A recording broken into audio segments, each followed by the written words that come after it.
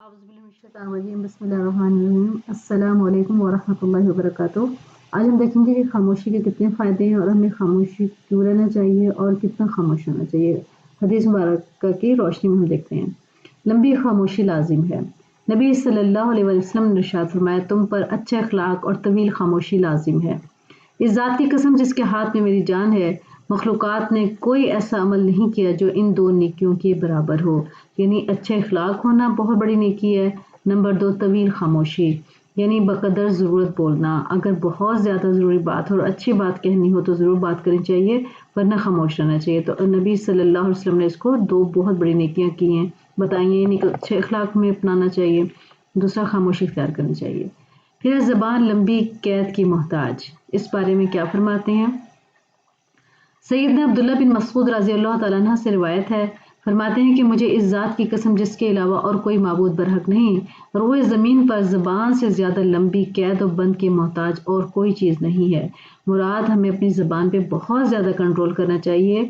اگر دنیا میں کسی چیز کو بہت زیادہ کنٹرول کرنا ہے تو وہ ہماری زبان ہے، تو اس زبان کو کنٹرول کرنا چاہیے۔ اور اس سے مراد یہ ہے کہ بقدر ضرورت بات کرنی چاہیے، ضرورت سے زیادہ بات نہیں کرنی چاہیے۔ اگر ہم اپنی نیکیوں کی حفاظت کرنا چاہتے ہیں اور جنت لینا چاہتے ہیں تو ہمیں یہ کرنا ہوگا۔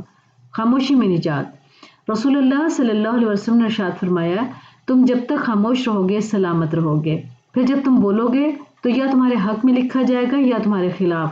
یعنی ہم جو فرشتے ہمارے کاندھے پہ بیٹھے ہیں اور جو ہمارا نیکی اور بدی لکھ رہے ہیں، تو وہ اگر ہم بولیں گے، ہو سکتا ہے ہم اچھی بات بولیں گے تو پھر نیکی لکھی جائے گی، اگر ہم اچھی بات نہیں بولیں گے تو وہ بری بات ہوگی، تو وہ ہمارے خلاف لکھی جائے گی۔ تو بولنے سے 2 ہی باتیں ہوں گی، یا تو ہمارے حق میں لکھی جائے گی یا ہمارے خلاف لکھی جائے گی۔ کم گفتگو ایمان کی علامت، نبی صلی اللہ علیہ وسلم نے ارشاد فرمایا، حیا اور عجز ایمان کے 2 شعبے ہیں۔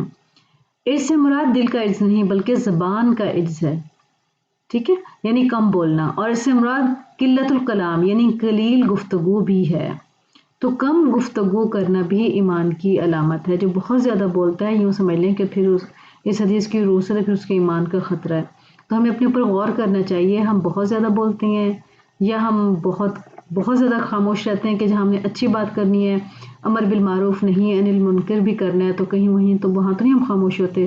تو ہمیں اپنے اوپر غور کرنا ہے اور یہ کوشش کرنی ہے کہ قرآن و سنت پہ چلتے ہوئے جتنا نبی صلی اللہ علیہ وسلم نے ارشاد فرمایا اتنا ہم بولیں اور اتنا ہی کلام کریں، اور تاکہ ہم اللہ کا قرب حاصل کر سکیں اور سنتوں پر عمل کر سکیں۔